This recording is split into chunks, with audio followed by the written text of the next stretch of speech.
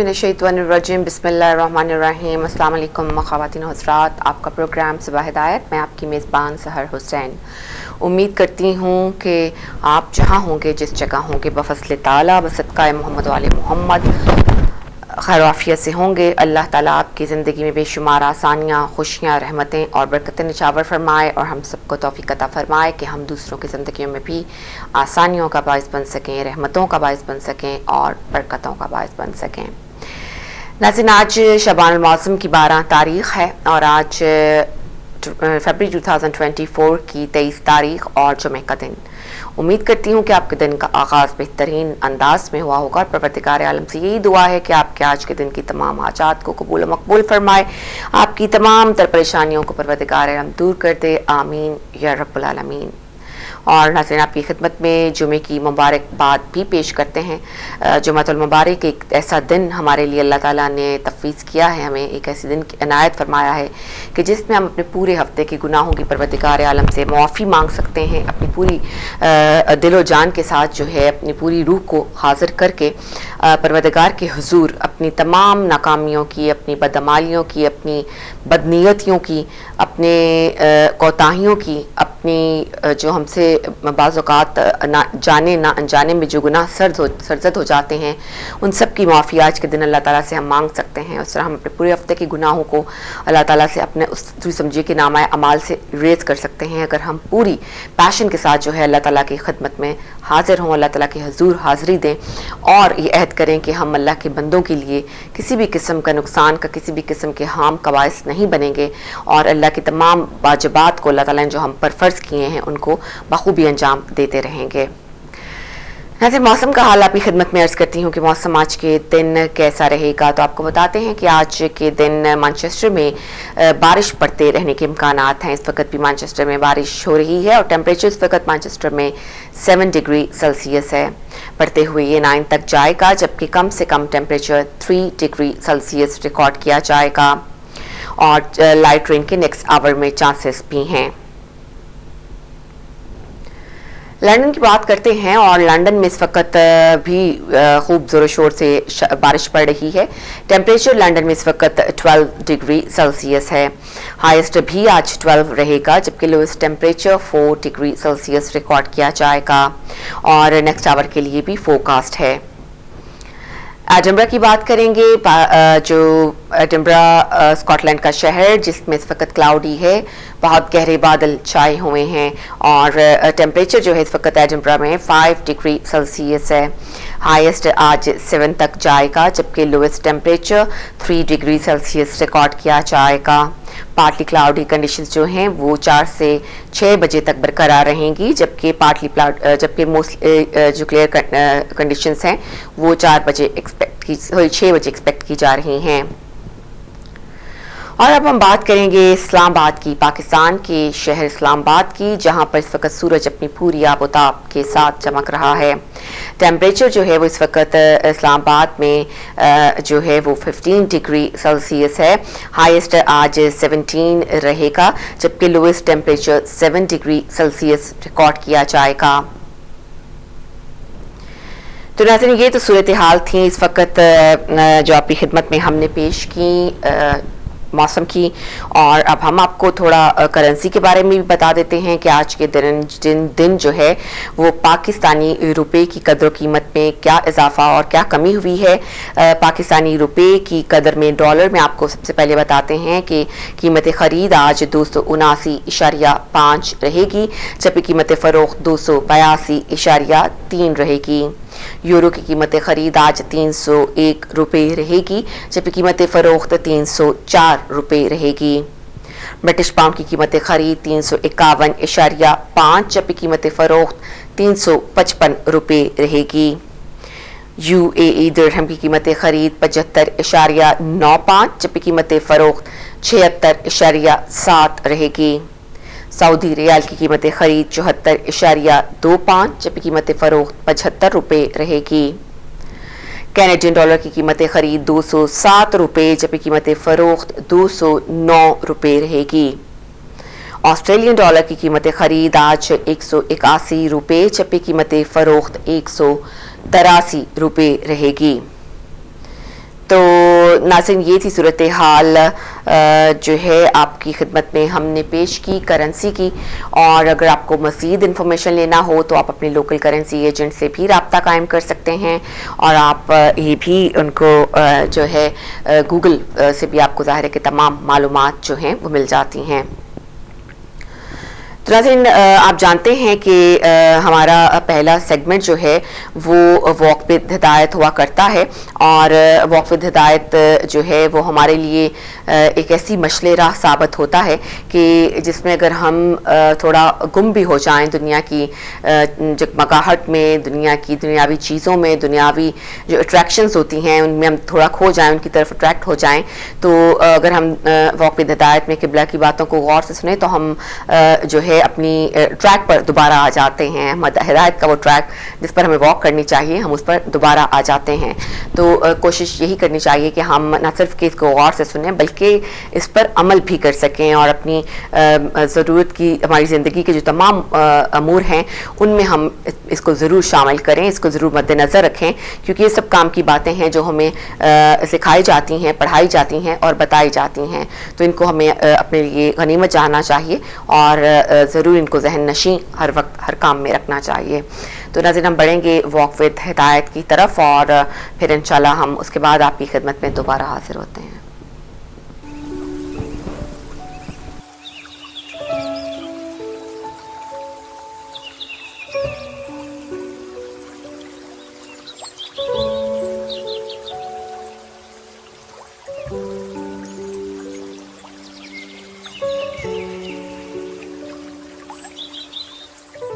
اعوذ باللہ من الشیطان الرجیم، بسم اللہ الرحمن الرحیم، وبہ نستعین وہو خیر المعین، الحمدللہ رب العالمین، والصلاة والسلام علی اشرف الانبیاء والمرسلین وعلی آلہ الطیبین الطاہرین المعصومین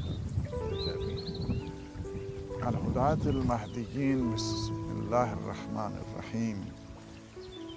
قال رسول اللہ صلی اللہ علیہ وآلہ وسلم انفع الناس للناس قیل فأی العمل افضل قال ادخال السرور علی قلب المؤمن۔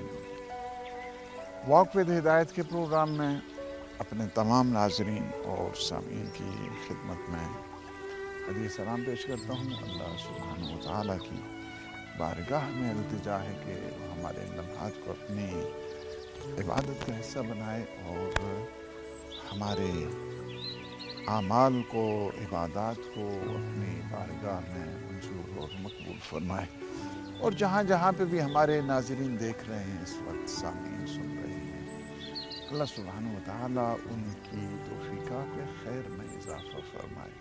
یہ بھی بہت بڑی اللہ کی طرف سے توفیق ہوتی ہے کہ انسان بندوں کے لیے، اللہ کے بندوں کے لیے کام کرے۔ اسلام کی ان نورانی تعلیمات میں سے ایک عظیم جو تعلیم ہے وہ خدمت خلق ہے، ہیومینیٹیرین سروسز۔ ہیومینیٹیرین سروسز عبادت ہے، دام درہم سخن، بندگان خدا کی مدد کرنا، اس کا بہت زیادہ اجر ہے۔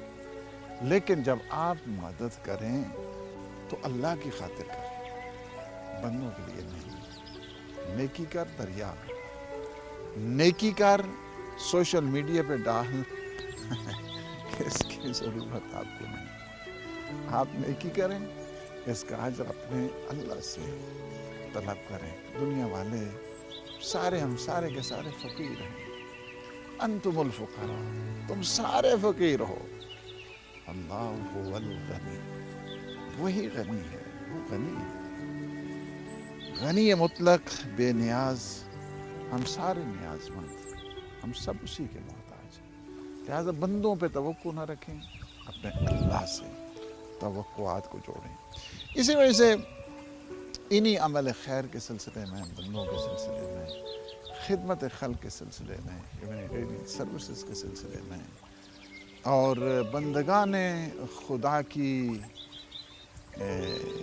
خدمت کے سلسلے میں بہت زیادہ روایات ہیں۔ ایک روایت کہتے ہیں کہ ایک دفعہ حضور معظم صلی اللہ علیہ وآلہ وسلم پوچھا گیا، قیل یا رسول اللہ ای العباد احب الی اللہ، پوچھا یہ گیا اللہ کے رسول، یا رسول اللہ ارشاد فرمائیے کہ بندگان خدا میں سب سے بہترین بندہ کون سا ہے؟ کون سا ہے؟ اللہ کا سب سے پسندیدہ بندہ کون سا ہے؟ یعنی بڑا اچھا، کیا خوبصورت کویسچن ہے جی۔ اگر ہم سارے مل کے سوال کریں اس وقت اللہ کے رسول سے، یا رسول اللہ، یہ ساری کی ساری ہمیں تعلیمات دی گئی، ہمیں سمجھایا گیا سب سے بہترین بندہ کون سا ہے؟ حضور معظم صلی اللہ علیہ وآلہ وسلم نے فرمایا انفع الناس للناس، سب سے بہترین بندہ وہ ہے کہ جو لوگوں کے کام آئے، لوگوں کی خدمت کرے، لوگوں کی دکھ درد میں شامل ہو جائے، لوگوں کے ساتھ ہمدردی کرے۔ یہ سب سے بہترین جو بندہ ہے، سب سے پسندیدہ اللہ کا بندہ یہ ہے۔ انفع الناس للناس قیل فأی العمل افضل، پھر دوبارہ کویسچن کیا گیا کہ کون سا عمل افضل ہے۔ پہلے حضور سے سوال کیا گیا کہ سب سے بہترین اور سب سے پسندیدہ بندہ اللہ کی بارگاہ میں کیا ہے؟ فرمایا کہ جو لوگوں کو فائدہ پہنچائے، لوگوں کو نقصان پہنچانے والا وہ شر الناس ہے۔ افضل الناس کیا ہے؟ لوگوں کو خیر پہنچانے والا، لوگوں کو فائدہ پہنچانے والا، لوگوں کو نفع پہنچانے والا، لوگوں کی خدمت کرنے والا، لوگوں کے دکھ درد میں شامل ہونے والا۔ یہ انسانیت کے جو تقاضے ہیں یہی ہے، اس سے پتہ چلتا ہے کہ وہ انسان ہے۔ اور دوسرا کویسچن یہ کیا گیا فأی العمل افضل، یا رسول اللہ ارشاد فرمائیے سب سے بہترین عمل کون سا ہے؟ سب سے بہترین بندے کا آپ کو پتہ چل گیا۔ اب دوسرا سوال یہ کیا گیا کہ سب سے بہترین عمل کیا ہے؟ حضور فرماتے ہیں ادخال السرور علی قلب المؤمن، دوسرا یعنی سب سے بہترین عمل یہ ہے کہ اپنے مومن بھائی کے دل کو خوش کرنا۔ سبحان اللہ، مومن کے دل کو خوش کرنا یہ بہترین عمل ہے۔ اسے آزردہ کرنا، اسے دکھ پہنچانا، اسے تکلیف پہنچانا، یہ کیا ہے؟ بدترین عمل ہے۔ استخراج کریں ان چیزوں کو حضور کے اس عمل سے، حضور کی اس حدیث سے۔ اللہ کا بہترین بندہ کون ہے؟ اللہ کا بہترین بندہ وہ ہے جو لوگوں کی خدمت کرتا ہے۔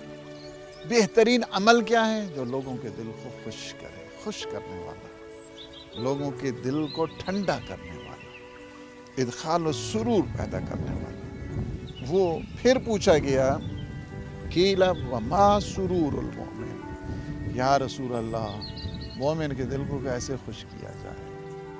مومن کو کس طرح خوشحال کیا جائے؟ مومن کے دل کو کس طرح ٹھنڈا کر دیا جائے؟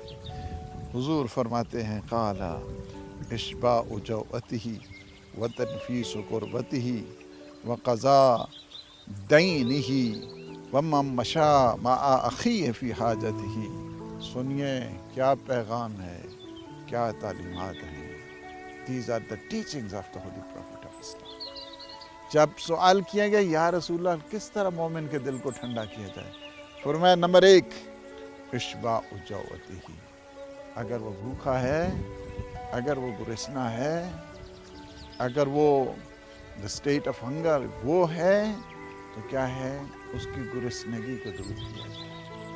یہ فقط دعائیں پڑھنے کے لیے نہیں ہوتی ہیں، دعاؤں پہ عمل کرنے کی ضرورت ہوتی ہے۔ اب ماہ مبارک رمضان میں پڑھتے ہیں اللہم ادخل علی اہل القبور السرور، اللہم اغن کل فقیر، اللہم اشبع کل جائع۔ پروردگار ہر بھوکے کو تو سیر کر دے۔ کیسے کو اللہ کیسے کرے گا ہر بھوکے کو سیر؟ ہمیں خود جو ہے آگے بڑھنا چاہیے، ایسے عمل کرنے چاہیے، ایسی سوسائٹی، ایسے ویلفیئر سسٹم، اس طرح کی خیر جو سسٹم ہے اس کو ہم ڈیولپ کریں تاکہ جو ہے لوگوں کی اس وقت جو اسلام نے ہمیشہ غربت کے خلاف قیام کیا ہے، غربت کے خلاف، فقر کے خلاف۔ اسی وجہ سے آپ زکوٰۃ دے دیں، آپ خمس دے دیں، آپ ایثار کریں، آپ قربانی کریں، آپ یہ عمل نیک کریں۔ یہ کس وجہ سے کہ جو ایک مومن کے دل کو ٹھنڈا کرتا ہے، اس میں سب سے پہلی چیز یہ ہے کہ اس کی گرسنگی کو، اس کی بھوک کو مٹایا جائے۔ اس وجہ سے کہ گرسنگی اور بھوک بہت خطرناک ہوا کرتی ہے۔ اسی وجہ سے کہ الفقر قاد ان یکون کفرا، فقر کیا ہے، انسان کو کفر کی منزل تک لے چل جاتا ہے۔ کوشش کریں اپنے عزیز و اقارب کہ جو غریب ہیں ان تک داد رسی کریں، ان تک پہنچیں۔ پہلی چیز یہ ہے اشباع جوعتہ، اور دوسری کیا ہے وتنفیس کربتہ، اگر وہ کسی مشکل میں ہے، اگر وہ کسی پریشانی میں ہے، اس کی پریشانی کو دور کریں۔ تیسری چیز قضاء دینہ، تیسری چیز اس کے قرض کو بھی ادا کرنا ہے۔ پھر حضور فرماتے ہیں دیکھیے تعلیمات کی منتہا ہو رہی ہے، اور وہ کیا ہے؟ حضور فرما رہے ہیں من مشا ما اخیہ فی حاجتہ، اگر کوئی شخص ایک قدم بڑھاتا ہے اپنے مومن بھائی کی مدد کے لیے، سبحان اللہ، آپ ایک قدم بڑھاتے ہیں نا اپنے مومن بھائی کی امداد کے لیے، مدد کے لیے، حضور فرماتے ہیں کان کصیام شہر و اعتکاف، گویا اس طرح ہے کہ وہ 1 مہینے کے روزے رکھ رہا ہے۔ کتنا؟ 1 مہینے کے روزے۔ آپ نے ایک قدم بڑھایا اپنے مومن بھائی کی مدد کے لیے، ایک انسان کی مدد کے لیے، اللہ آپ کو پورے مہینے کے روزوں کا اجر دیتا ہے۔ وہ اعتکاف ہی، اور پورے مہینے کیا ہے؟ اعتکاف کے بیٹھنے کا، اعتکاف کے بیٹھنے کا بھی اللہ اجر دیتا ہے۔ فرمایا وَمَن مَشَىٰ مَعَ مَظْلُومٍ يُعِينُهُ ثَبَّتَ اللَّهُ قَدَمَيْهِ يَوْمَ تَزِلُّ الْأَقْدَامُ، اور فرماتے ہیں جو شخص کسی مظلوم کی مدد کے لیے چلتا ہے، جاتا ہے، تو فرمایا کہ اللہ اس روز اس کے قدموں کو ثابت رکھے گا کہ جس دن لوگوں کے پاؤں ڈگمگا رہے ہوں گے، قیامت کی سختی سے اللہ اسے محفوظ فرمائے گا۔ وَمَن كَفَّ غَضَبَهُ وَمَن كَفَّ غَضَبَهُ سَتَرَ اللَّهُ عَوْرَتَهُ، جو شخص اپنے غصے پہ کنٹرول کرتا ہے اللہ اس پہ پردے ڈالتا ہے، اللہ اس کے عیبوں کو چھپاتا ہے، اللہ اس کے نقائص کو مٹاتا ہے۔ اللہ سبحانہ وتعالی ہمیں توفیق عنایت فرمائے کہ ہم جو گرسنگان ہیں اللہ کے بندے، ہمیں انہیں سیر کرنے کی توفیق عنایت فرمائے، جو مقروض ہیں ان کے قرضوں میں آسانی کے اسباب ہمیں فراہم کرنے کی توفیق عنایت فرمائے، اور جو شخص پریشان حال ہے ہمیں اللہ توفیق دے کہ ہم اس کی پریشانیوں کو دور کریں۔ مظلوموں کی مدد کرنا ہمیں اللہ توفیق دے۔ اس وقت زمانے کے حالات دیکھیں، یہ جو مظلومین ہیں پوری دنیا کے، ہمارا فریضہ بنتا ہے ہم سب کی مدد کریں، اور کم از کم ان کے حق میں آواز بلند کریں۔ اللہ سبحانہ وتعالی آپ سب کو توفیق دے اور صحت دے، سلامتی دے اور عافیت عنایت فرمائے۔ والسلام علیکم ورحمۃ اللہ وبرکاتہ۔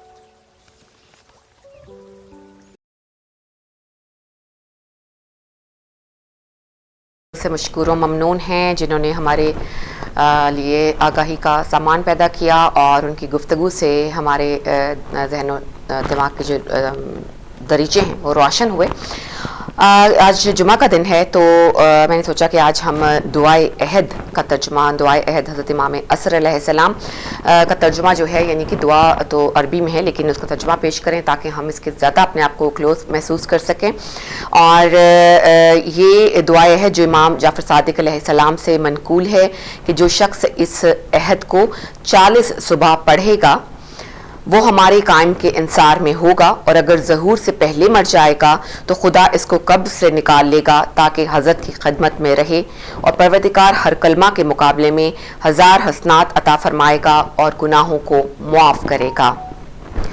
شروع کرتے ہیں اس کو، آپ میرے ساتھ شامل رہیے گا۔ بسم اللہ الرحمن الرحیم۔ پروردگار، اے عظیم نور کے مالک، اے کرسی رفیع کے مالک، اے بھڑکتے سمندروں کے رب اور انجیل و زبور کے نازل کرنے والے، اے سایہ آفتاب کے پروردگار، اے قرآن عظیم کے نازل کرنے والے اور ملائکہ مقربین و انبیاء اور مرسلین کے پروردگار، خدایا میرا سوال تیری کریم ذات اور تیرے روشن چہرہ کے نور کے واسطے سے ہے اور تیرے ملک قدیم کے وسیلہ سے ہے۔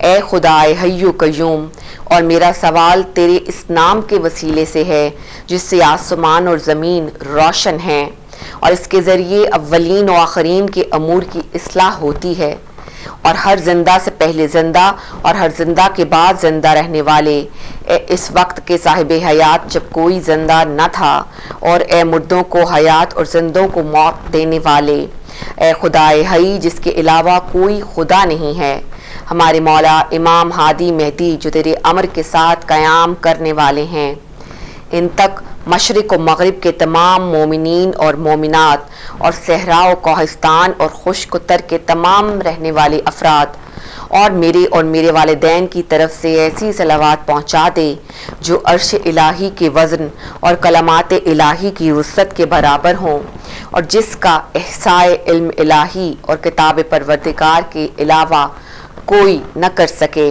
خدایا میں آج کی صبح اور جب تک زندہ رہوں اور ہر صبح ان کی بیعت کا عہد کرتا ہوں، اور ان کی یہ بیعت میری گردن پر رہے گی جس سے نہ ہٹ سکتا ہوں اور نہ الگ ہو سکتا ہوں۔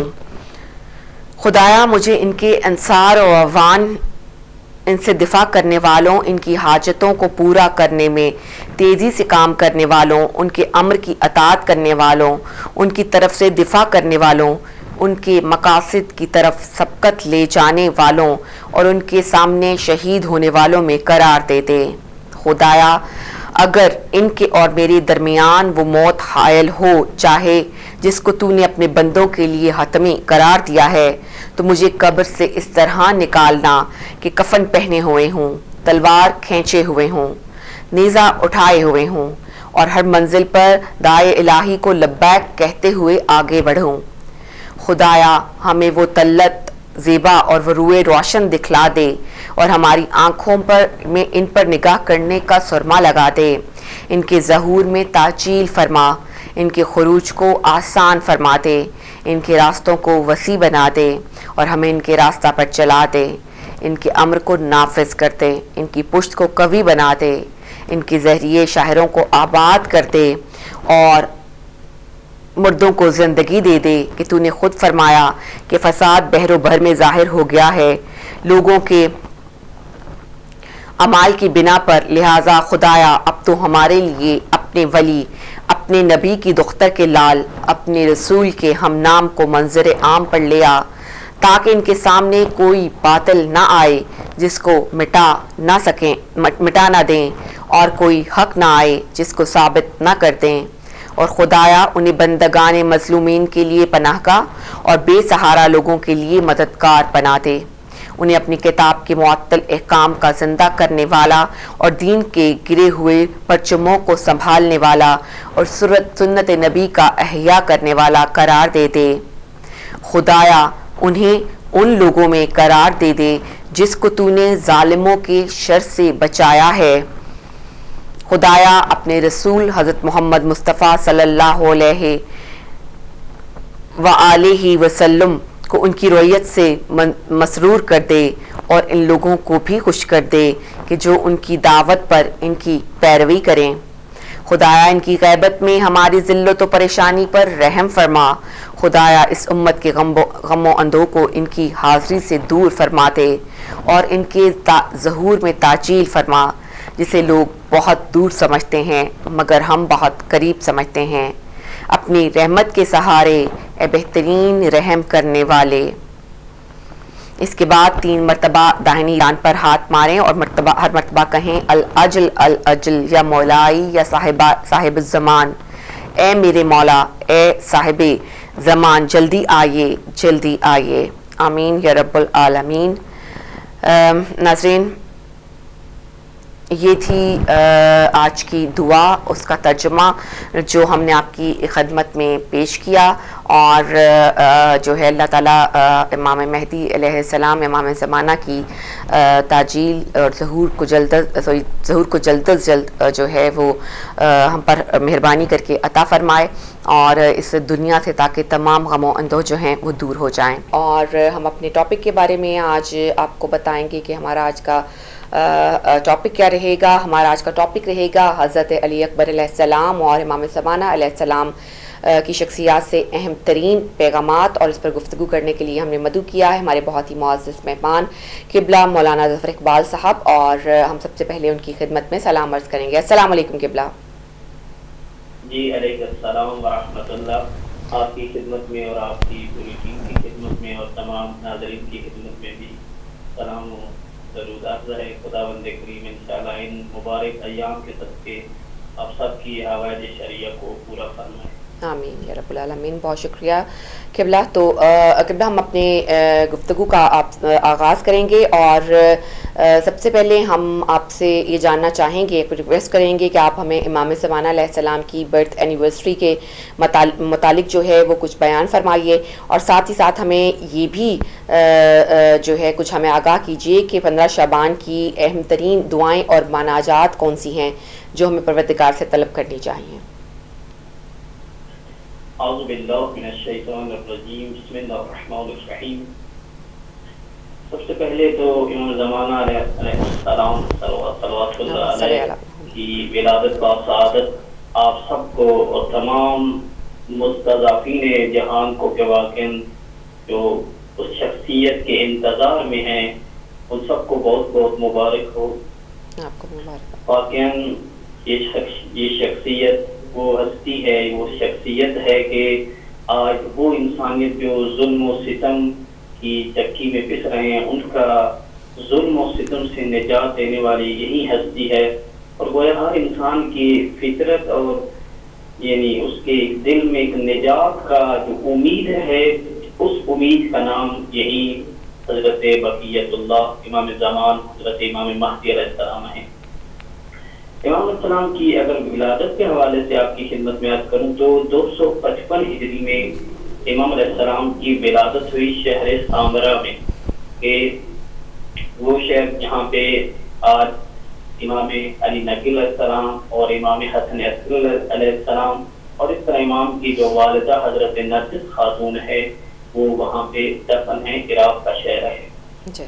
255 ہجری اور 15 شعبان المعظم کو امام علیہ السلام کی ولادت کے حوالے سے آپ کی خدمت میں عرض کروں تو امام کی ولادت کچھ سابقہ انبیاء کی مثل تھی، اس لیے کیونکہ امام علیہ السلام اس طرح نہ فقط اس زمانے میں بلکہ رسول اللہ سے لے کے ہر امام نے امام زمان علیہ السلام کا تعارف کرایا ہے، اور یہ سب کے نزدیک بات مسلم تھی کہ یہ ہستی یہ شخصیت جب آئے گی تو دنیا سے ظلم و ستم کا خاتمہ ہو جائے گا اور عدل و انصاف اور عدالت کا رواج ہوگا۔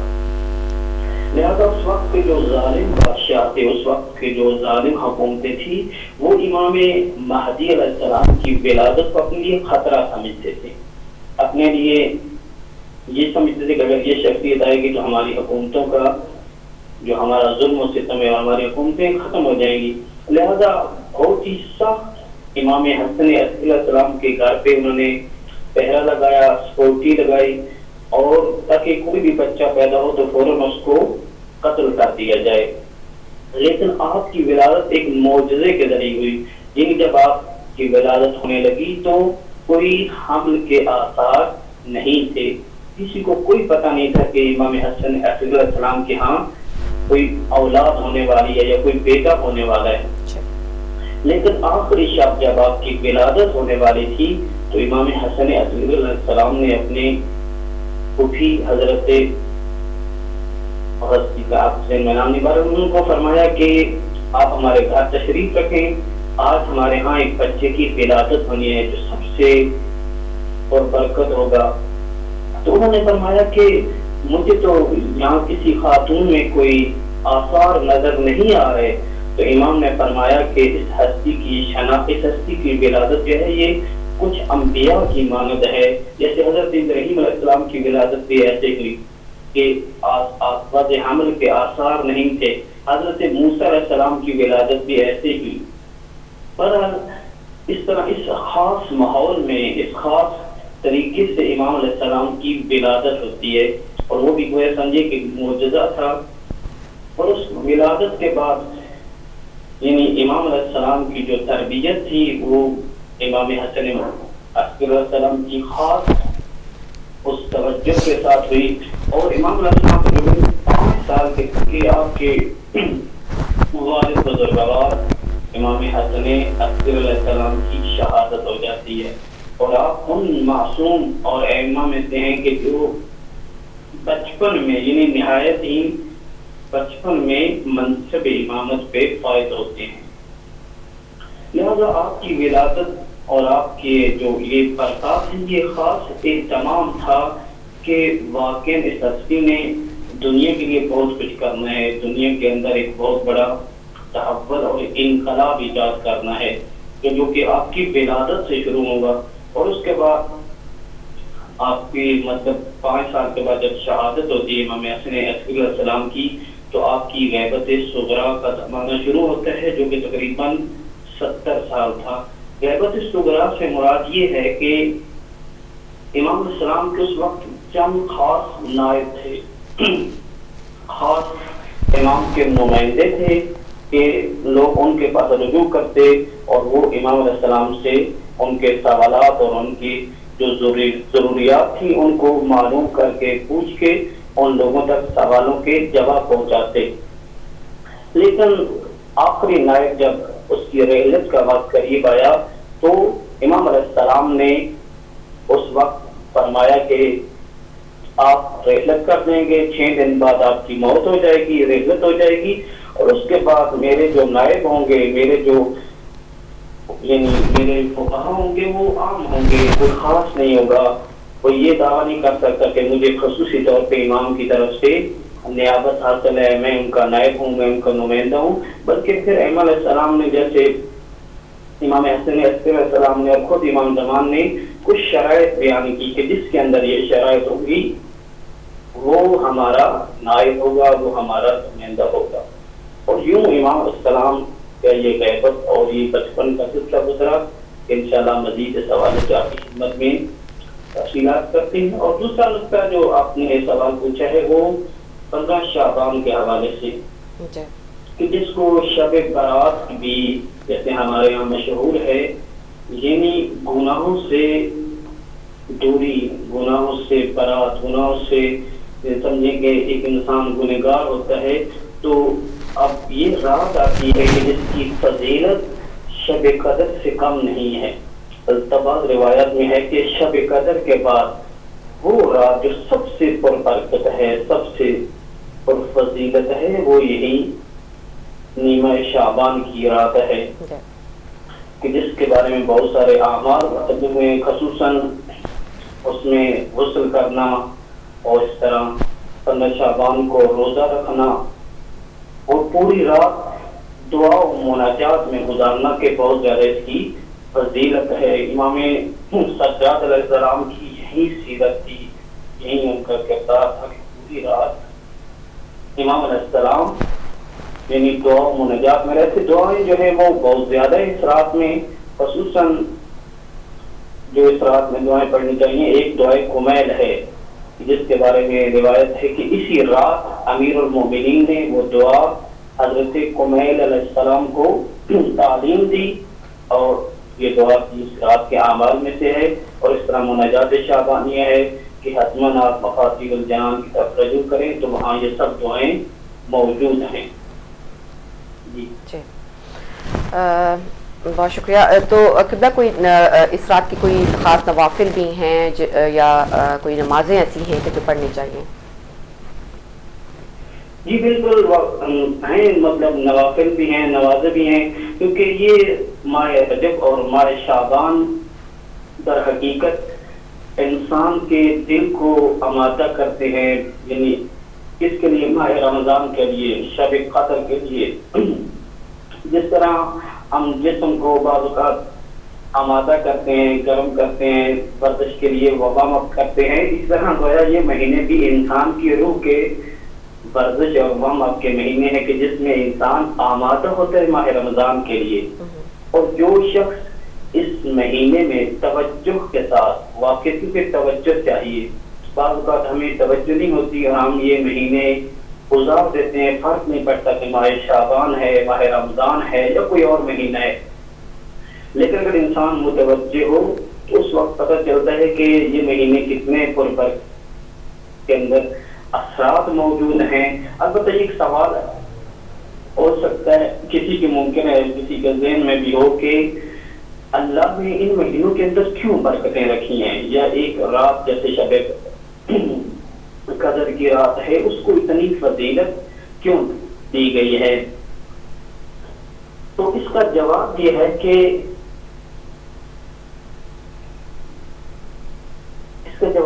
کہ اللہ تعالیٰ اپنے بندے سے بہت محبت کرتا ہے. اللہ تعالیٰ چاہتا ہے کہ میرا بندہ میری طرف آ جائے، اور اللہ اپنے بندے کی گناہ معاف کرنے کے لیے، اس کی مغفرت کے لیے بہانے تلاش کرتا ہے. اور یہ در حقیقت خدا کی طرف سے بہانے ہیں اپنے بندے کے اوپر احسان اور لطف اور مغفرت کے لیے.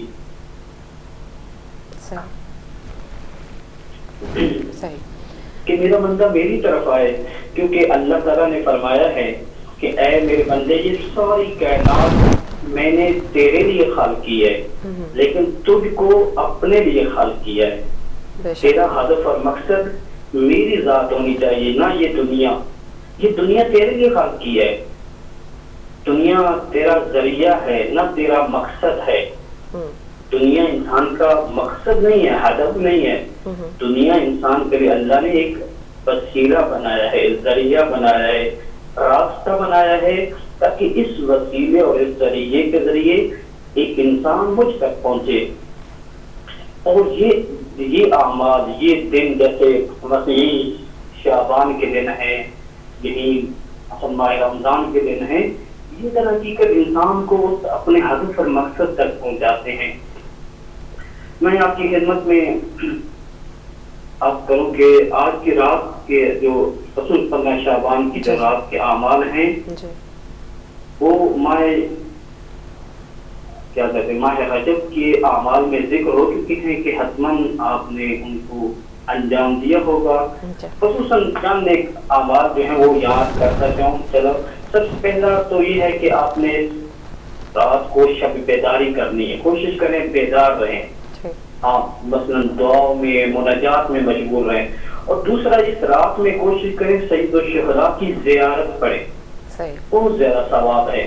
حتیٰ معصومین نے فرمایا ہے کہ آپ فقط یہ جملہ پڑھ دیں، السلام علیکہ یا ابا عبداللہ ورحمۃ اللہ وبرکاتہ. اگر کوئی شخص اپنے گھر کی چھت پہ یہی جملہ پڑھ دے تو اس کو سید الشہداء کی زیارت کا ثواب مل جاتا ہے. یا اگر کوئی شخص یہ جملہ کہہ دے، صلی اللہ علیکہ یا ابا عبداللہ، صلی اللہ علیکہ یا ابا عبداللہ، صلی اللہ علیکہ یا ابا عبداللہ ورحمۃ اللہ وبرکاتہ. بس. اور ایک کلی بات آپ کروں کہ ماہ شعبان میں 4 اعمال کی بہت زیادہ تاکید کی گئی ہے. اول روزہ کی، کہ ماہ شعبان جیسے رسول اللہ کے نام سے مشہور ہے اور یہ رسول اللہ کا مہینہ ہے. اگر رسول خدا فرماتے ہیں اگر کوئی شخص اس مہینے میں روزہ رکھتا ہے تو گویا اس نے میرا احترام کیا ہے، اور جس نے میرا احترام کیا اس کی جزا جنت اور بہشت ہے. لہذا بہت زیادہ تاکید کی گئی ہے. مطلب ابھی تو تقریباً 1 ماہ شعبان ہم سے گزر چکا ہے، اب جو باقی فرصت ہے اس میں حتماً کوشش کریں کہ کم از کم ایک روزہ حتماً سب رکھیں. یہ بہت بڑی فضیلت ہے. اور دوسری فضیلت جو ہے وہ استغفار کی ہے. ماہ شعبان میں بہت زیادہ تاکید کی گئی ہے کہ آپ استغفار کریں، توبہ کریں. استغفار یہ نہیں کہ انسان فقط زبان سے کہہ دے استغفر اللہ ربی، بلکہ پوری توجہ کے ساتھ کہ پروردگار میں نے گناہ کیے ہیں، میں نے خطائیں کی ہیں، میں راستے سے ہٹ گیا تھا، میں دور ہو گیا تھا، اب میں واپس آ گیا ہوں، اس لیے کہ میرا جو راہ ہے، میری جو طریق ہے، میرا جو مقصود حضرت ہے وہ آپ کی ذات ہے، میں آپ سے دور ہو گیا، اب میں دوبارہ واپس آنا چاہتا ہوں۔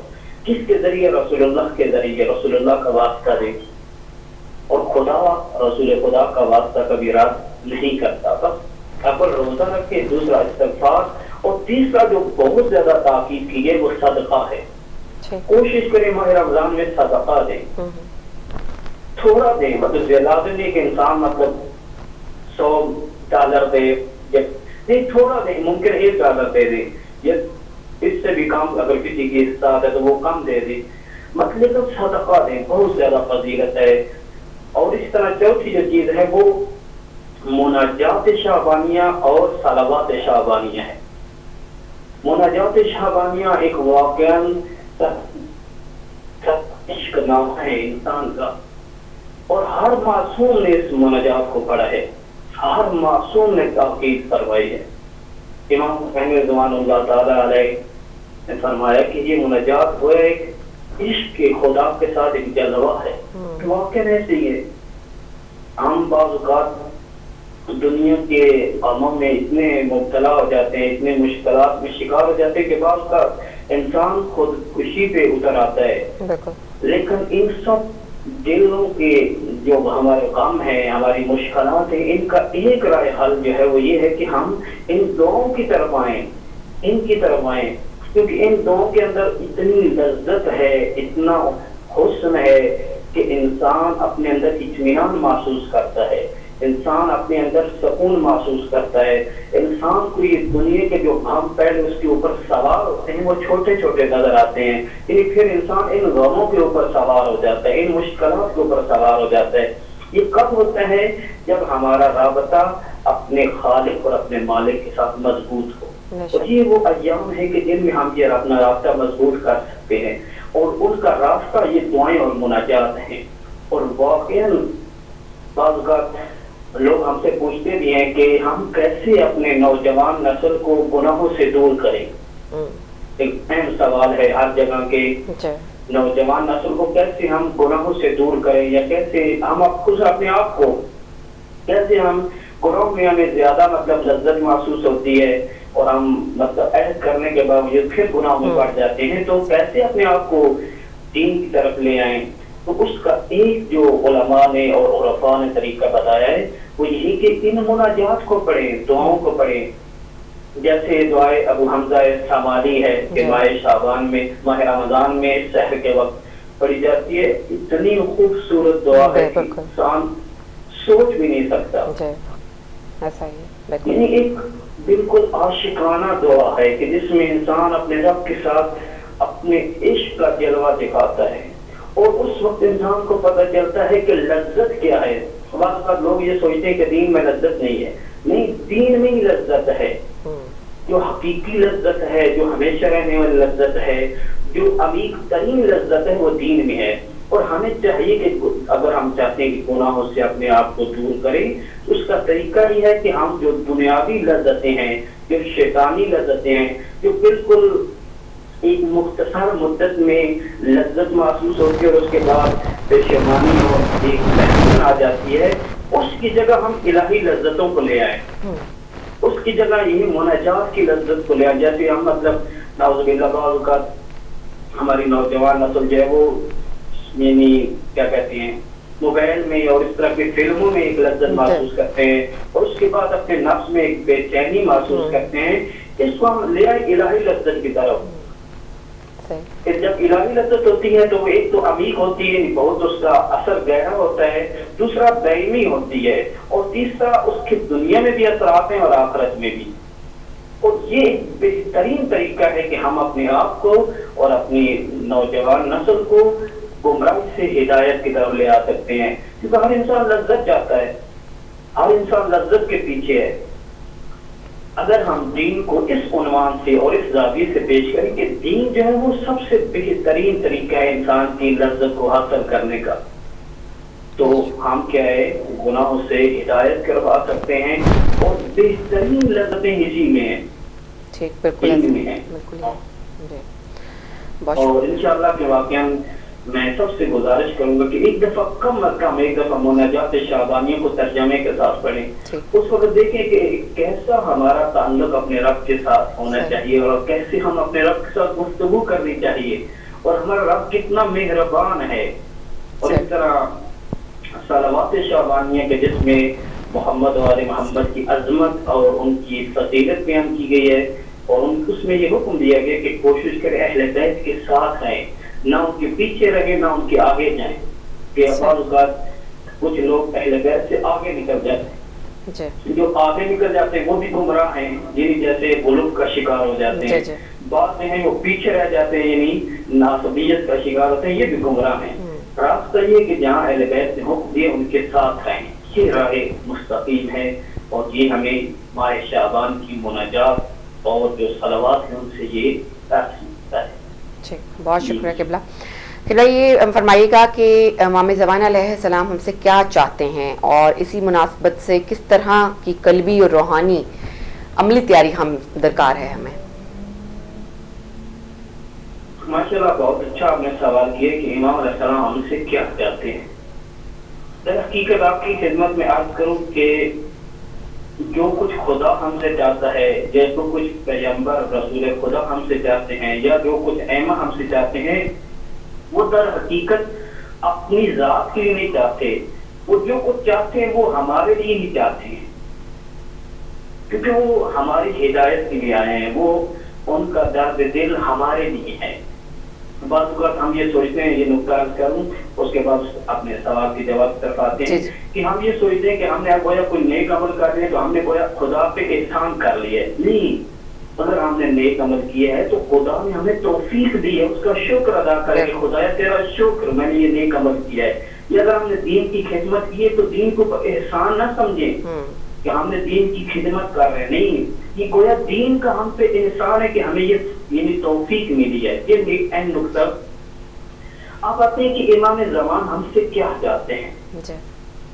امام زمان ہم سے یہ چاہتے ہیں کہ گویا آپ ایسے بنے کہ معاشرے والے آپ کو دیکھ کے، جیسے خود معصومین نے فرمایا کون لنا زینا ولا تکون لنا شینا، کہ اے ہمارے شیو ہمارے لیے باعث زینت بنو نہ باعث ننگو آر.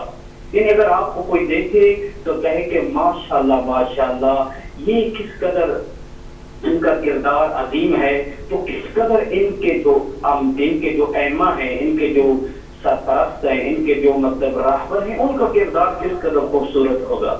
بالکل. اب تو امام ہم سے یہ چاہتے ہیں کہ جہاں بھی جائیں، جہاں بھی آپ جس جگہ بھی ہیں، کسی ادارے میں ہیں، کسی جہاں بھی ہیں، آپ کا کردار ہم اہل بیت کے لیے زینت ہونا چاہیے. یعنی کوئی شخص یہ نہ کہے کہ اس کا کردار برا ہے تو نعوذ باللہ ان کے جو رہبر تھے، ان کے جو ائمہ تھے، نعوذ باللہ ان کا کردار بھی ایسا تھا. جیسے ہوتا ہے اگر ایک بچہ برا ہو تو لوگ اس کی نسبت کیا ہے، اس کے والدین کی طرف دیتے ہیں. ان کے تو والدین ہی ایسے، ان کا تو خاندان ہی ایسے ہے. بالکل. اول امام ہم سے یہ چاہتے ہیں کہ ہم امام کے لیے زینت بنے. تو اگر ہم دیکھتے ہیں کہ یہ کتنا ہے، یہ کتنا بڑے انسان ہے، یہ کتنا لوگوں کے حقوق کی رعایت کرنے والا ہے، حق الناس کا خیال رکھتا ہے، یہ کتنا لوگ اللہ کے احکام کا پابند ہے. یہ چیزیں اول امام ہم سے یہ تقاضا کرتے ہیں. اور دوسرا یہ کہ حرام سے بچے، حرام کاموں سے بچے. خصوصاً یہ نقطہ کہوں کہ امام علیہ السلام کہ اگر ہم قریب ہونا چاہتے ہیں تو امام علیہ السلام نے فرمایا کہ دو گناہ ہرگز نہ کریں. ایک حق الناس کو یعنی حق الناس کے خلاف ورزی نہ کریں، اور دوسرا جو زبان کے گناہ ہیں ان سے پرہیز کریں. اگر ہم حق الناس کا خیال رکھتے ہیں، یعنی لوگوں کی لوگوں کے اوپر تہمت نہیں لگاتے، لوگوں کے بارے میں بدگمانی کا شکار نہیں ہوتے، تو ہم امام کے قریب ہیں. اور اس طرح زبان سے زبان کے تقریباً بعض علماء نے حتیٰ 100 گناہ، بعض نے حتیٰ کہا ہے 700 گناہ ایسے ہیں جو ہم زبان سے انجام دیتے ہیں، انسان انجام دے سکتا ہے۔ اور آج آپ خود غور کریں ہمارے معاشرے میں، ہمارے گھروں میں زبان کی وجہ سے کس قدر فساد ہوتے ہیں۔ بالکل صحیح، جی صحیح، بالکل صحیح فرمایا آپ نے۔ جی قبلہ ہمیں یہ بتائیے گا پلیز کہ جیسے کہ ابھی کل حضرت علی اکبر علیہ السلام کی ولادت گزری ہے، جسے روزے جوان کے طور پر بھی منایا جاتا ہے، اس کے متعلق کچھ بیان فرمائیے گا اور ان کی شخصیت کا تعارف کچھ کروائیے گا۔ جی بہت شکریہ، واقعاً پھر بھی آپ کی خدمت میں اور آپ کی پوری ٹیم کی خدمت میں اور سب سامعین کی خدمت میں ولادت باوسعادت حضرت علی اکبر علیہ السلام کی حوالے سے تبریک کرتا ہوں۔ ہماری طرف سے بھی قبول فرمائیں۔ حضرت علی اکبر علیہ السلام جیسا کہ علماء نے تحقیق کی ہے کہ امام حسین علیہ السلام کے سب سے بڑے فرزند تھے، لیکن ہمارے ہاں بہت زیادہ یہ سمجھتے ہیں کہ یہ چھوٹے تھے امام سید الساجدین حضرت امام سجاد علیہ السلام سے، لیکن جیسے علماء نے تحقیق کی اور جیسے آپ کے نام سے روشن ہے کہ آپ علی اکبر تھے، یعنی سب سے بڑے علی تھے، کہ امام حسین علیہ السلام کے تینوں فرزند کے نام علی تھے۔ اور واقعہ بھی مشہور ہے کہ آپ نے سنا ہوا ہے، اس نے پوچھا کہ امام حسین علیہ السلام سے کہ کوئی منافق تھا، مولا علی علیہ السلام کا دشمن تھا، تو اس نے کہا کہ آپ کے بیٹوں کے نام کیا ہیں؟ تو امام نے فرمایا کہ اللہ نے مجھے 3 بیٹے عطا کیے ہیں اور میں نے تینوں بیٹوں کے نام علی رکھے ہیں۔ تو اس نے کہا کہ اور کوئی نام نہیں تھا؟ تو امام نے فرمایا اگر اللہ مجھے 100 بیٹے بھی عطا کرتا تو میں سب کے نام علی رکھتا، سب کے نام علی رکھتا۔ حضرت علی اکبر علیہ السلام کی فضیلت کے بارے میں جو امام حسین علیہ السلام نے عرض کیا کہ یہ شخصیت من یعنی اشبہ الناس رسول اللہ خلقا و خلقا و منطقا، یعنی یہ شخصیت حضرت علی اکبر رسول اللہ کے مشابہ تھے، رسول اللہ کے شبیہ تھے، رسول اللہ جیسے تھے۔ کس لحاظ سے؟ خلقا، خلقت کے لحاظ سے۔ آپ غور کریں کہ رسول اللہ کی خلقت کیسے ہوئی۔ رسول اللہ کی خلقت کے بارے میں خدا نے فرمایا لولا لما خلقت الافلاق، کہ اے میرے حبیب اگر آپ نہ ہوتے تو یہ کائنات کی کوئی چیز نہ ہوتی۔ تو امام حسین فرماتے ہیں کہ خالق کے لحاظ سے حضرت علی اکبر رسول اللہ کی طرح تھے۔ اور دوسرا نقطہ خلقاً و خلقاً، اخلاق اور کردار کے لحاظ سے بھی حضرت علی اکبر رسول اللہ جیسے تھے۔ اور رسول اللہ کے اخلاق اور کردار کے بارے میں تو آپ جانتے ہیں کہ رسول اللہ نے فرمایا کہ میں اخلاق کے اعلیٰ ترین مدارج اور اعلیٰ ترین منازل کو طے کرنے کے لیے اللہ نے مجھے مبعوث فرمایا ہے۔ تاج رسول اللہ کی بعثت کے ایام بھی گزرے ہیں کہ اعلیٰ ترین اخلاق جو ہے اس لیے اللہ نے مجھے مبعوث فرمایا ہے۔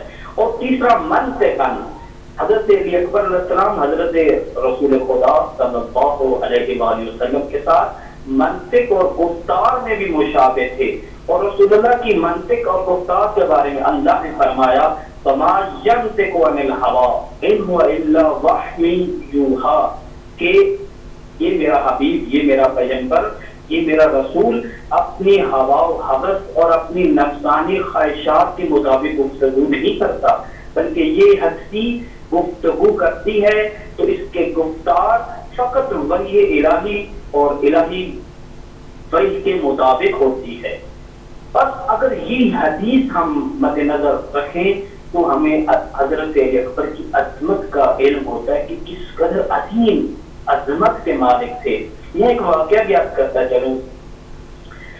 ایک دفعہ ایک عربی دیہات کا رہنے والا رسول اللہ کی رحلت کے کافی زمانے پر عرصے بعد مسجد نبوی میں تشریف لاتا ہے، اور جب مسجد نبوی میں آتا ہے تو اس کو پتہ چلتا ہے کہ حضرت امام حسین علیہ السلام اپنے بڑے بیٹے حضرت علی اکبر علیہ السلام کے ساتھ ہی مسجد نبوی میں موجود ہیں۔ اور حضرت علی اکبر اس اپنے حسن و جمال کی وجہ سے، اور کہ شاید اس لیے بعض علماء نے لکھا ہے کہ اپنے چہرے پہ نقاب رکھتے تھے، اور شاید اس وجہ سے کہ نظر بد سے محفوظ رہے. بہرحال اس کی متعدد یعنی علتیں ہو سکتی ہیں, اب میں ان میں نہیں جاتے. بہرحال چہرے پہ نقاب ہوتا تھا, تو اس نے دیکھا کہ امام حسین مسجد نبوی میں موجود ہے, تو وہ امام حسین علیہ السلام کے پاس پتہ ہے اور فرماتے ہیں کہ یبنا رسول اللہ, کہ اے رسول اللہ کے بیٹے, مجھے رسول اللہ کی زیارت کا بڑا اشتیاق ہو رہا ہے, کیونکہ اس وقت جب رسول اللہ اس دنیا میں موجود تھے تو میں زیادہ ان کی زیارت سے مشرف نہیں ہو سکا, لیکن اب میرا ان کے حوالے سے بہت زیادہ دل کر رہا ہے, بہت زیادہ دل چاہ رہا ہے کہ ان کی زیارت کا میں زیادہ سے زیادہ اس وقت بہمند ہوتا اور زیادہ سے زیادہ ان کی زیارت سے شرفیاب ہوتا ہوں.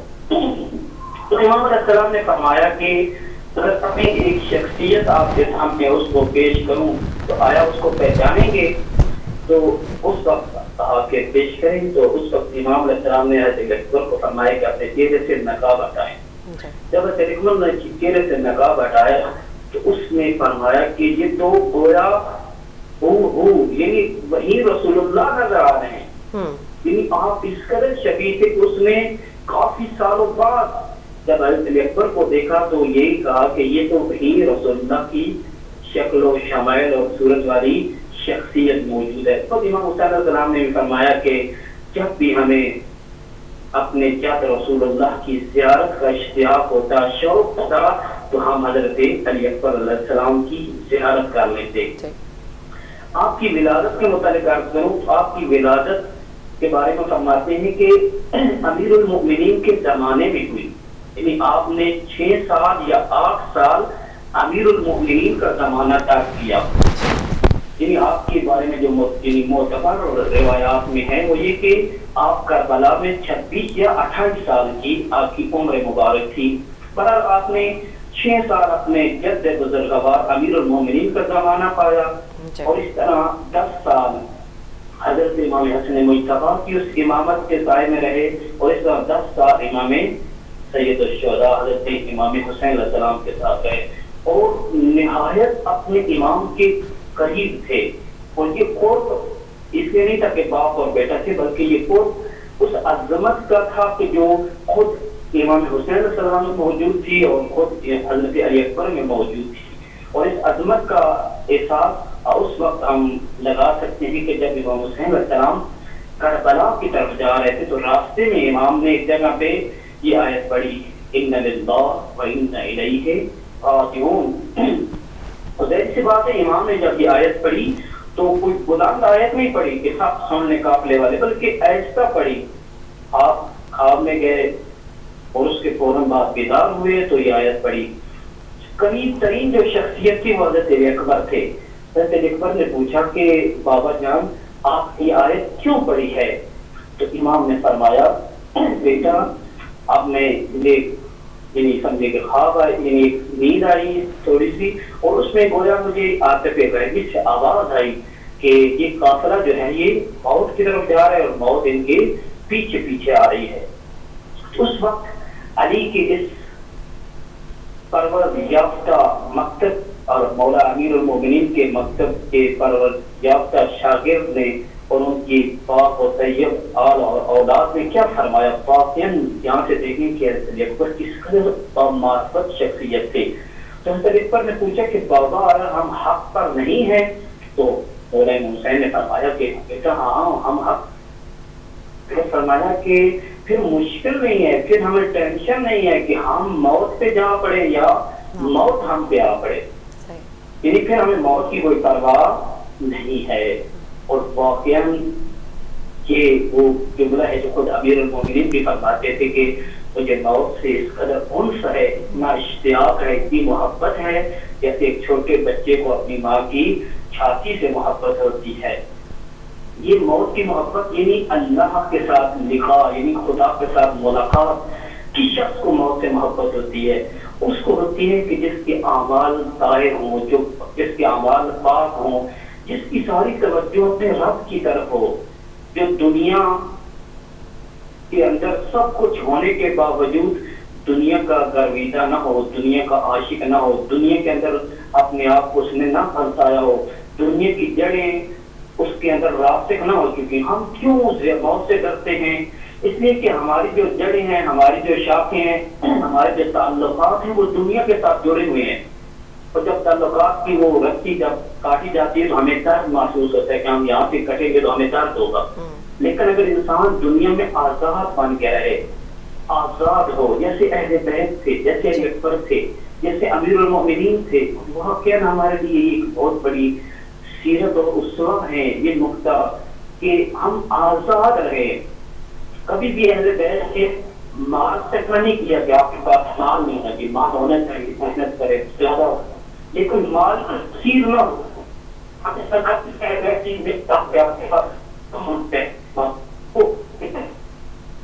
نہ ہو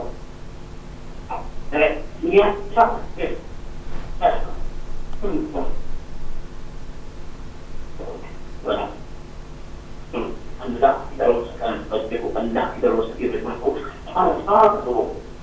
اور آزادی سب سے عظیم چیز ہے. آزادی کا سب سے زیادہ ہے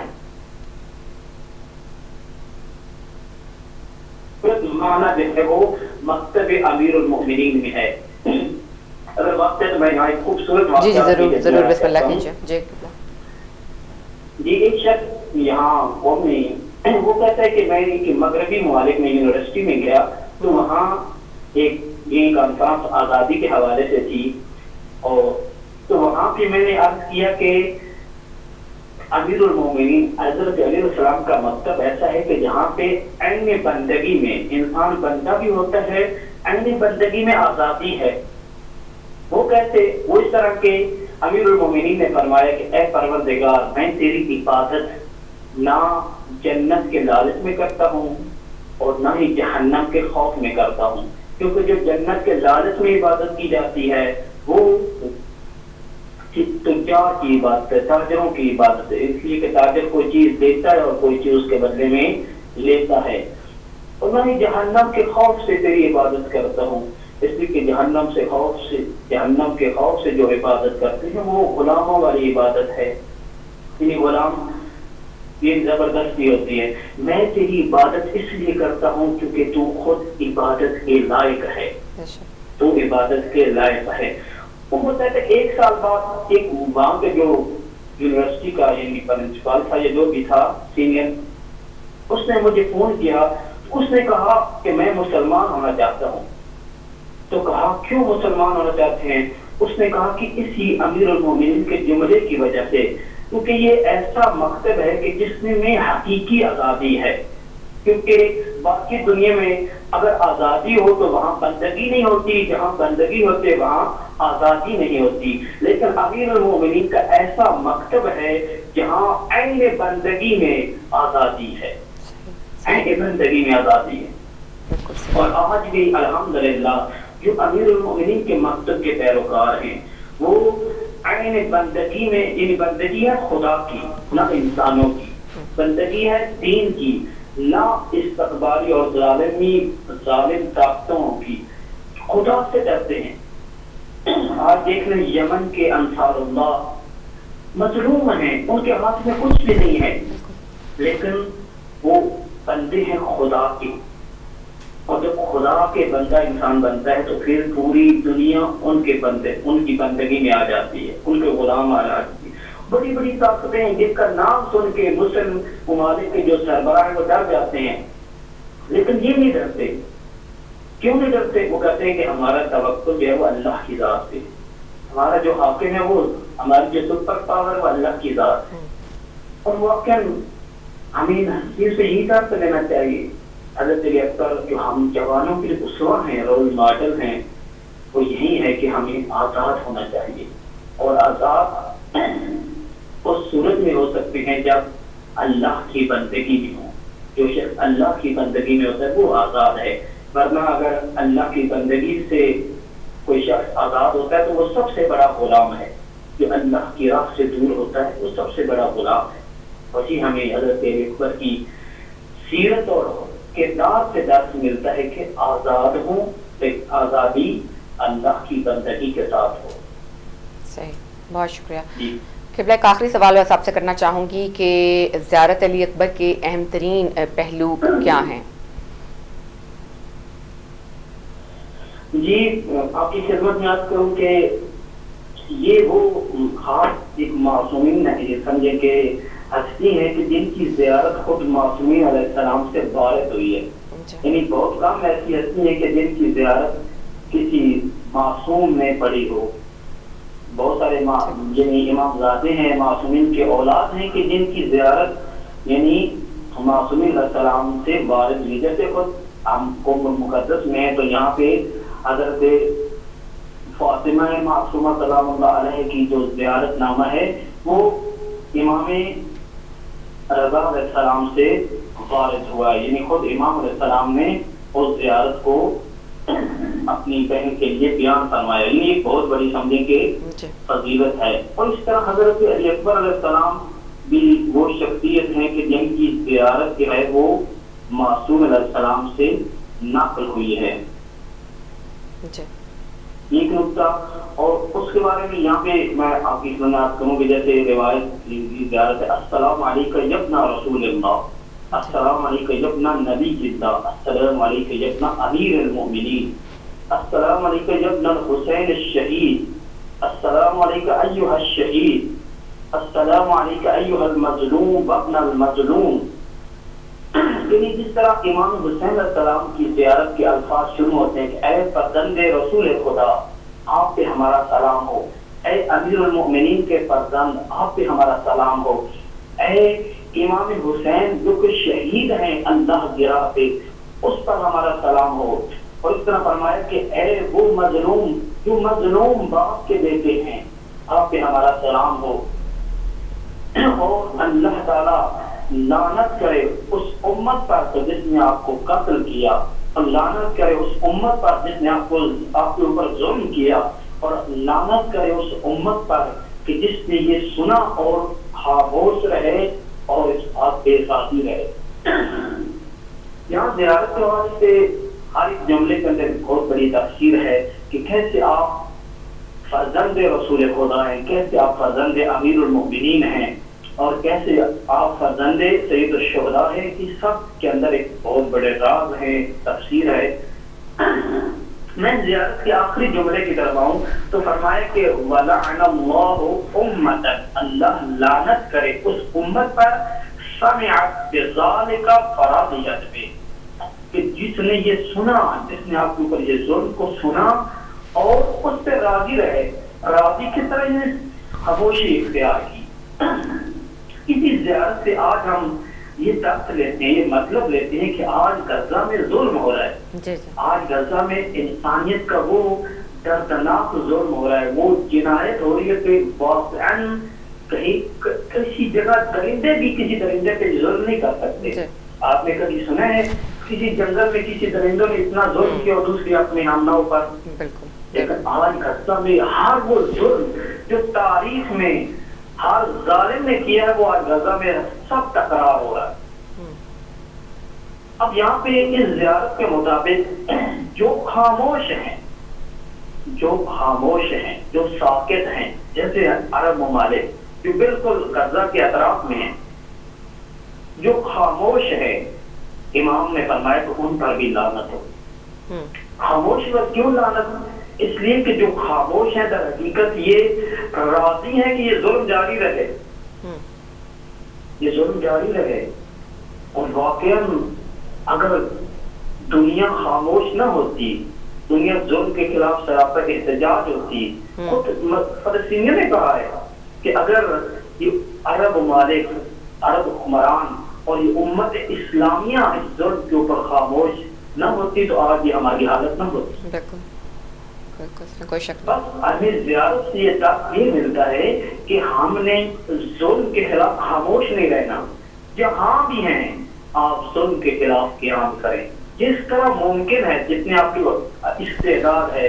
اگر زبان کے ساتھ آپ خدا نے قوت دی ہے، توانائی دی ہے، آپ کے پاس پاور ہے تو زبان کے ذریعے، قلم کے ساتھ تو قلم کے ذریعے، مال اموال کے ساتھ تو مال اموال کے ذریعے. یعنی آپ کا شمار ظلم کے اوپر خاموش ہونے والے میں نہ ہو. اگر آپ ظلم کے اوپر خاموش رہے تو ایما علیہ السلام کی لعنت کا شکار ہو جائے، اور جو ایما علیہ السلام کی لعنت کا شکار ہو جائے اس کا ٹھکانہ جہنم ہے۔ خود معصوم نے فرمایا، امام علیہ السلام نے فرمایا کہ اے میرے شیعو، اے میری اولاد، کونوا حتما للظالم عونا للمظلوم۔ آخری وصیت مولا کی یہ تھی کہ تم ظالم کے دشمن رہنا، ظالم کا مقابلہ کرنا اور مظلوم کے حامی و مددگار رہنا۔ آج حضرت علی اکبر علیہ السلام سے یہی ہمیں درس ملتا ہے۔ حضرت علی اکبر اگر چاہتے تو مدینے میں رہ سکتے تھے، نہیں رہ سکتے تھے، کہیں اور جا سکتے تھے، لیکن حضرت علی اکبر نے اپنے وقت کے امام کا ساتھ دیا، مظلوم کا ساتھ دیا، دین کا ساتھ دیا۔ اس وقت دین بھی مظلوم تھا، امام بھی مظلوم تھے، آپ نے ان کا ساتھ دیا اور ظلم کے خلاف قیام کیا۔ اور یہ ہمیں جوانوں کو درس ملتا ہے حضرت علی اکبر سے کہ ہم بھی ظالم کا مقابلہ کریں اور ظلم کے خلاف قیام کریں، تاکہ ہم امام مہدی علیہ السلام کے سامنے شرمندہ نہ ہوں کہ مولا واقعاً ایک امام کی نسبت امت کی، ایک امام کی امت کی نسبت جو ہوتی ہے وہ اولاد اور باپ کی طرح ہے۔ امام مہدی ہماری امت کے باپ ہیں، ہمارے باپ ہیں، اور معصومین نے فرمایا کہ ہم تمہارے باپ ہیں۔ اور دیکھیں کہ ایک باپ کو کس قدر تکلیف ہوتی ہے اگر اس کے بیٹے کو ذرا برابر بھی زخم ہو۔ بالکل، آیا امام کو تکلیف نہیں ہوگی جس قدر غزہ میں ظلم ہو رہے ہیں؟ لیکن اگر ہم ان کے ماننے والے ظلم پہ خاموش رہیں، اس ظلم کے خلاف لا تعلق رہیں، تو ہمارا پھر امام سے کیا تعلق ہے؟ امام ہمیں کیا کہیں گے؟ لہذا ان ہستیوں سے ہمیں درس سے لینا چاہیے کہ ظلم کے خلاف قیام کریں، خود اپنے آپ کو ظلم سے بچائیں، چاہے وہ نفس کا ظلم ہو، اپنے آپ کو ظلم سے بچائیں، اپنے معاشرے کو بچائیں۔ اور یہ سب سے بہترین طریقہ ہے کہ ہم اپنے وقت کے امام کے قریب ہو سکتے ہیں، اور یہی کربلا کا درس ہے ہماری زندگی کے لیے۔ خداوند کریم سے دعا ہے کہ ہمیں حقیقی معنوں میں ہستیوں کی سیرت اور ان ہستیوں کے کردار کو سمجھنے اور اس پہ عمل پیرا ہونے کی توفیق عطا فرمائے۔ بہت بہت شکریہ قبلہ، آپ کا تہ دل سے مشکور و ممنون ہوں، بہت ہی بہترین گفتگو آپ نے عطا فرمائی، جزاک اللہ خیر، بہت شکریہ، بہت شکریہ جی، بہت شکریہ آپ سلامت ہیں، مہربانی۔ جی ناظرین، ہمارے ساتھ موجود تھے قبلہ مولانا ظفر اقبال صاحب، اور ہم ان کے تہ دل سے مشکور ہیں کہ انہوں نے اتنی بہترین گفتگو میں عطا فرمائی۔ پروردگار عالم ہمیں اس علم کو حاصل کرنے اور اس پر عمل کرنے کی توفیق عطا فرمائے۔ ناظرین، آپ سے اجازت چاہوں گی، پروگرام کا وقت ختم ہو چکا ہے۔ انشاءاللہ زندگی اور صحت رہی تو ہماری ملاقات اگلے پروگرام میں ہوگی۔ آپ اپنا بہت سا خیال رکھیے گا اور مجھے اجازت دیجیے۔